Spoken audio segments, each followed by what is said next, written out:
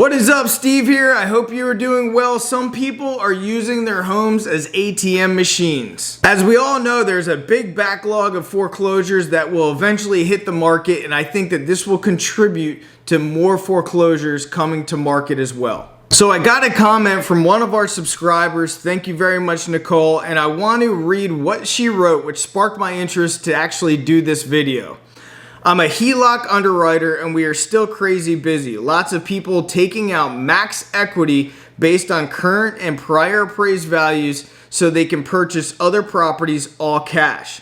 This is going to pick up again, so we are seeing an influx of applications coming in. Per the Washington Post, HELOCs are expected to surge in 2022. Per Fox Business, HELOC loans surged at the end of 2021. TransUnion said in its Q1 2022, new home equity loans increased 4% annually and 80% from 2018 to 1.2 million total originations. Meanwhile, HELOCs increased 31% year over year in the fourth quarter of 2021, and home equity loans increased 13%. Now, unlike a cash out refi, a HELOC home equity line of credit is a second lien against the property, usually at an 80% LTV, where it allows people to pull any necessary equity out of their property to utilize those funds for what they want to do. Now, the line of credit will sit with the lending institution, and you will not pay any money on that loan until you actually withdraw funds from it. At that point in time, you will be paying interest on that loan, and it's usually an adjustable rate. Now, a cash out refinance allows you to refinance your entire loan and pull cash out into one single loan. However, the problem with that in today's day is a lot of people are not going to do a cash out refinance because a lot of people already did refinances on their properties at very, very low rates. So it's hard for somebody to do a cash out refi when they have a 30-year fix or a 15-year fix at 2.5% or maybe 3% interest. If Nicole is correct and people are actually pulling these lines of credit out and paying cash for other properties, they might be paying cash for properties at the top of a real estate market.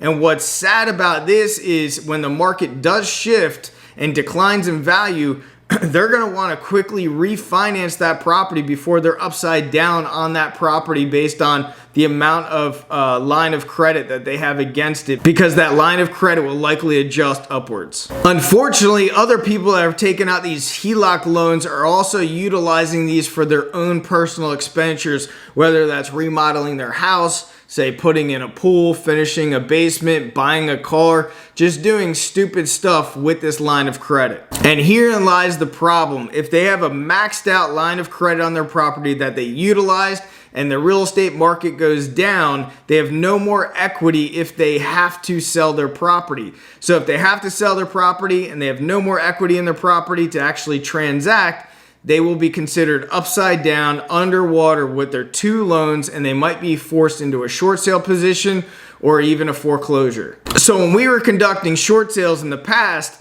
people had the first lien and the second lien, and the second lien, some of them were actually HELOC loans.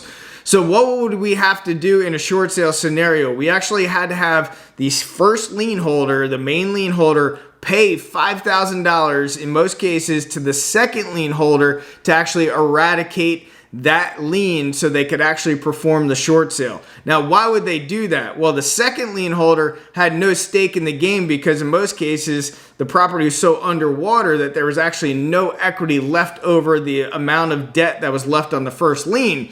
So the second lien holder didn't really care because they had no equity in the deal. So if they got foreclosed on, they really would get nothing. So in order for the first lien holder to actually make it make sense for the short sale, we'd have to actually contribute a little bit of money to the second lien holder, get rid of them, and then we could actually proceed forward with the actual short sale. If you know somebody that's contemplating on getting a HELOC, please pass this video along because it's important people understand all the consequences associated with it. And I appreciate you guys being here with me today. Thanks a lot.